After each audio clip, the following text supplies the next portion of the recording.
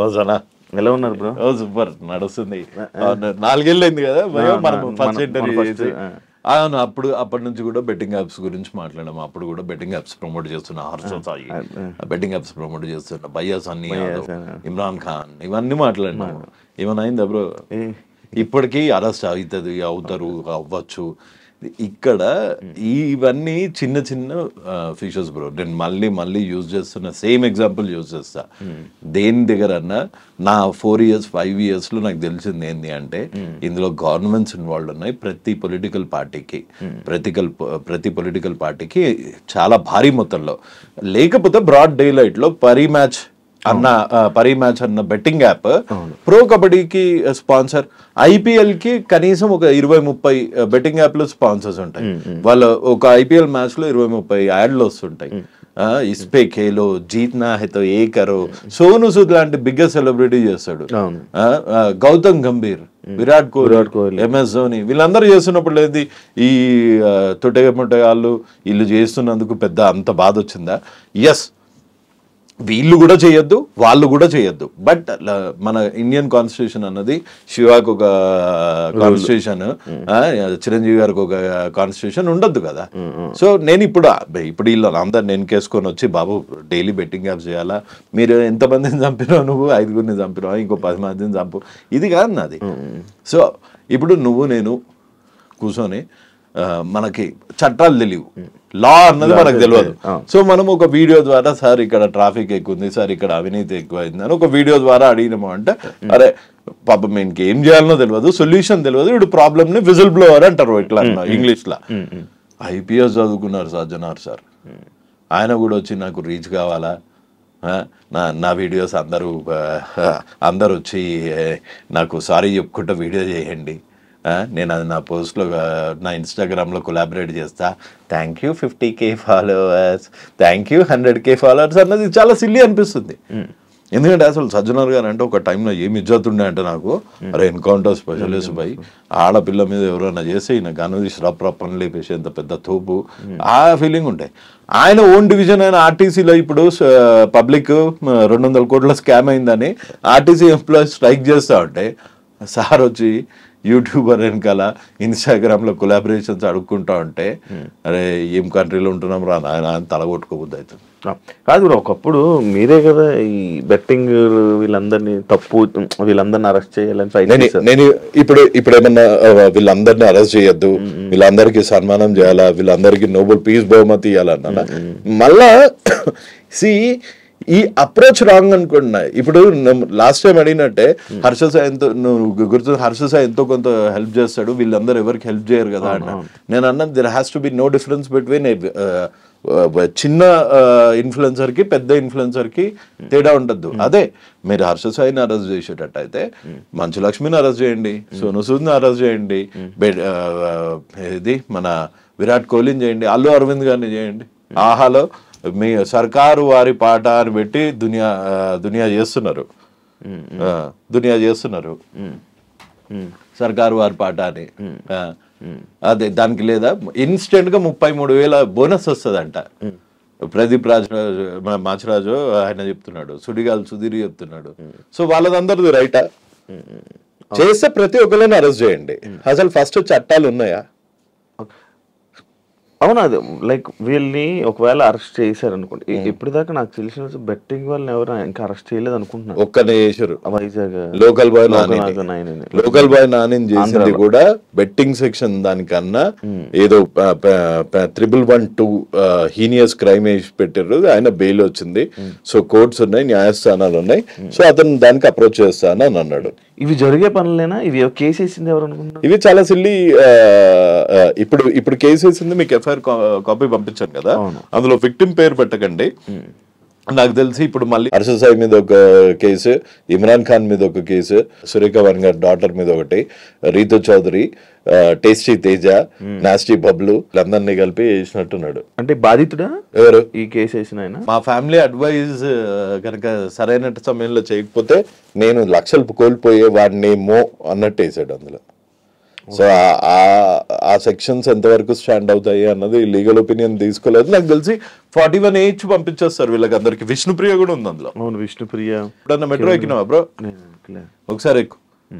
మన అన్న నువ్వు ఎప్పుడన్నా మెట్రో ఎక్కినా 1X అని వస్తుంది, రావట్లే. మీరు సీఎం క్యాంప్ ఆఫీస్కి వెళ్ళావు ఎప్పుడన్నా? బేగంపేట క్యాంప్ ఆఫీస్ రూట్ పరి మ్యాచ్ అని ఒక హోర్డింగ్ వస్తుంది చూసినా, సీఎం క్యాంప్ ఆఫీస్ అదైతే ఈడ పరి మ్యాచ్ అని వస్తుంది. మరి ఇప్పుడు ఫ్లైఓవర్ మీద కేసు వేద్దామా, ఎవరి మీద కేసు వేద్దాం? ఇప్పుడు యూట్యూబ్ లో కూడా మళ్ళీ బ్రో రీసెంట్ గా ఇప్పుడు ఎవరు ప్రమోట్ చేయకుండా ఎవరో ప్రమోట్ చేసిన వీడియోస్ ని లైక్ యూట్యూబ్ యాడ్స్ లో వస్తుంది. మనది ఉందనుకో, మీరు ఇనీషియల్ గా మానిటైజేషన్ ఎప్పుడైతే అప్లై చేసేటప్పుడు మీరు కేటగిరీ సెలెక్ట్ చేసుకోవాలి. ఇప్పుడు నేను మానిటైజేషన్ అప్పుడు అప్పటికి అవేర్నెస్ అంత వచ్చింది కాబట్టి మానిటైజేషన్ లో బెట్టింగ్ యాప్స్ అన్నది తీసేసా.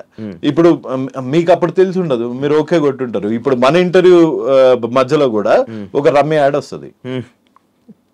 అవును, అంటే నువ్వు నేను ప్రమోట్ సజ్జనార్ గారు అన్వేష్ గారు మొన్న ఒక ఇంటర్వ్యూ చేస్తా, అందులో కూడా బెట్టింగ్ యాప్ ప్రమోషన్ వచ్చింది.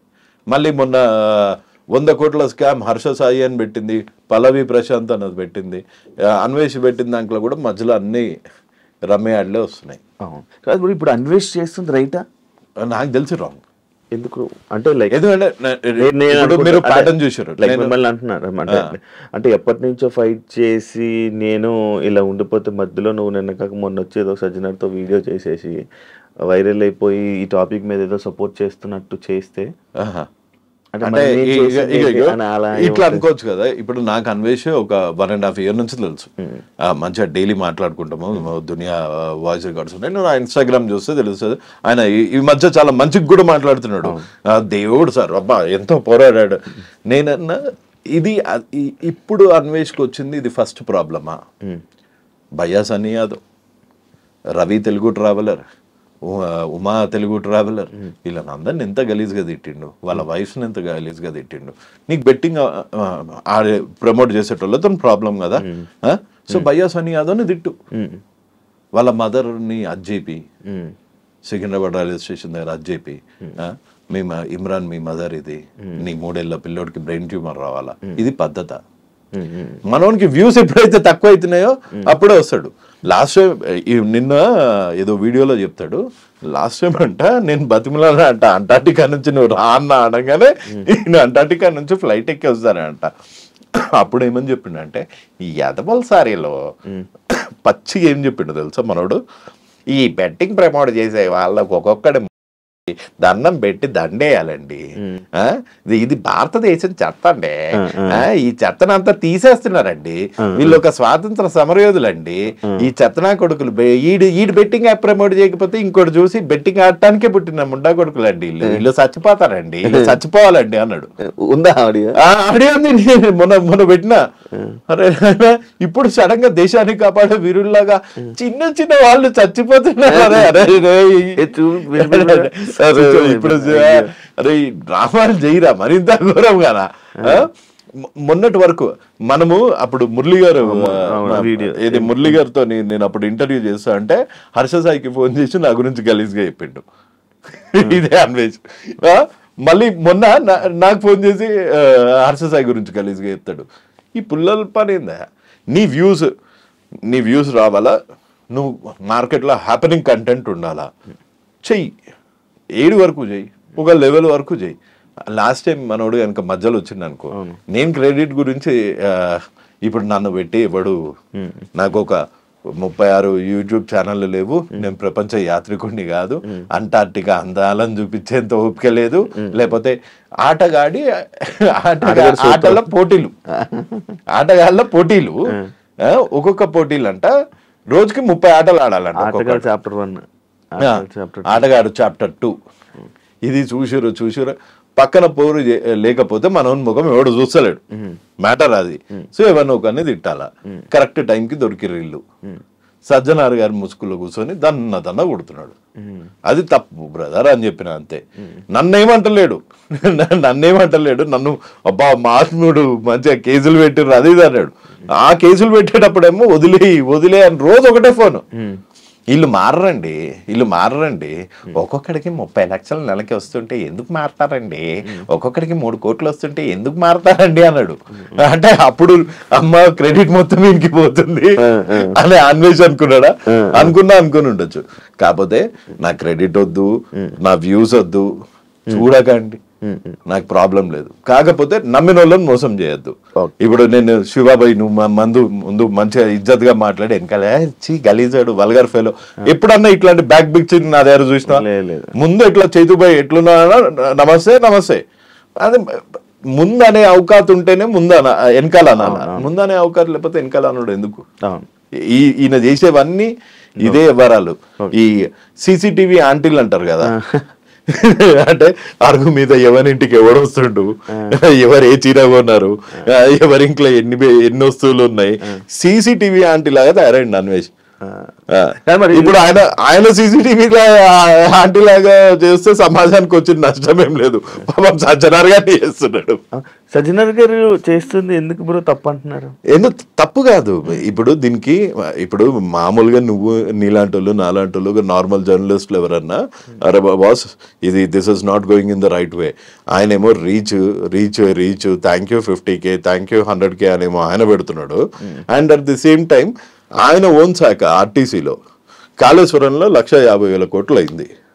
దాని గురించి ఎప్పుడన్నా సజ్జనార్ గారు ప్రశ్నించారా? నాకు అవినీతి ఎక్కడ కావట్లేదా?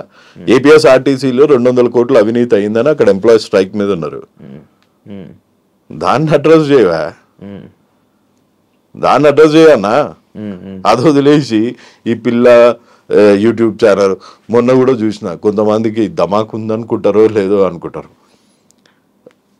ఈ రీతు చౌదరి అనుకుంటా అమ్మాయి పేరు. రీతు చౌదరి అంటే 600 కోట్ల భూ స్కామ్ అంట. 700 కోట్ల 700 మన పిల్ల చూస్తామంటే పాపము యాంకరింగ్ చేసుకుంటా లత్తు వీడియోలు చేస్తుంటది. బెట్టింగ్ యాప్స్ కూడా ప్రమోట్ చేస్తుంది. ఇప్పుడు శ్రీ సత్య ఆ అమ్మాయిని అడిగినట్టున్నావు కదా క్వశ్చన్, బెట్టింగ్ యాప్స్ వాళ్ళకి మస్తు పైసలు వస్తాయంట కదా, ఇట్లా రవి అనేటోడు వీడియోలు పెడుతుంట, ఆమెకు 10,000 ఇచ్చిర్రట, 10,000 20,000 ఇచ్చారట యాక్టివిటీ, లేకపోతే 1,00,000 రూపాయలు ఇచ్చారు. సో అట్లా ఒక్కొక్కళ్ళ లెవెల్ బట్టి ఒక్కొక్కళ్ళకి ఇస్తారు.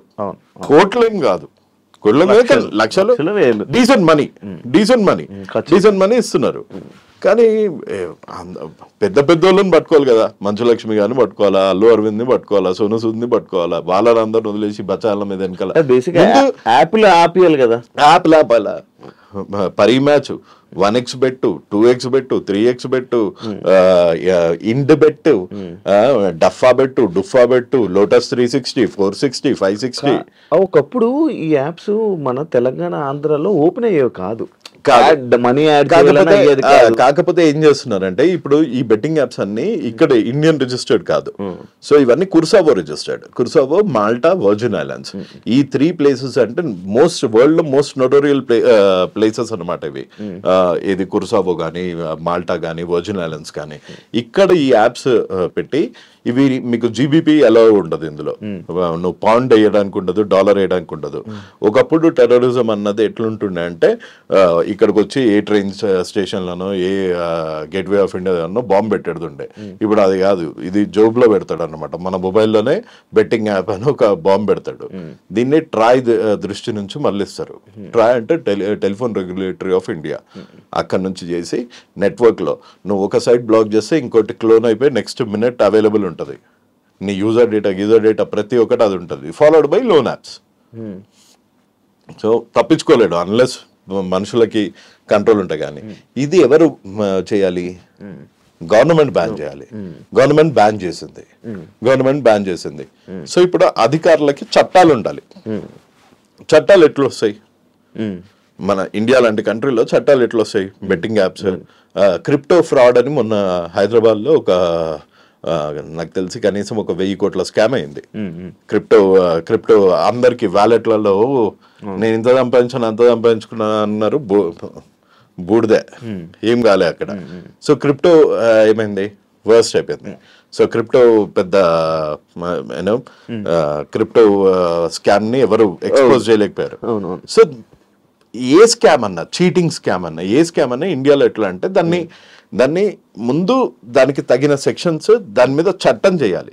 సో చట్టం చేయాలంటే పొలిటీషియన్స్ చేయాలి అంటే ఎక్కడి నుంచి చేస్తారు? వాళ్ళకందరికి ఈ బెట్టింగ్ యాప్స్ నుంచి డబ్బులు వస్తుంటే వాళ్ళు ఎందుకు చేస్తారు చట్టాలు?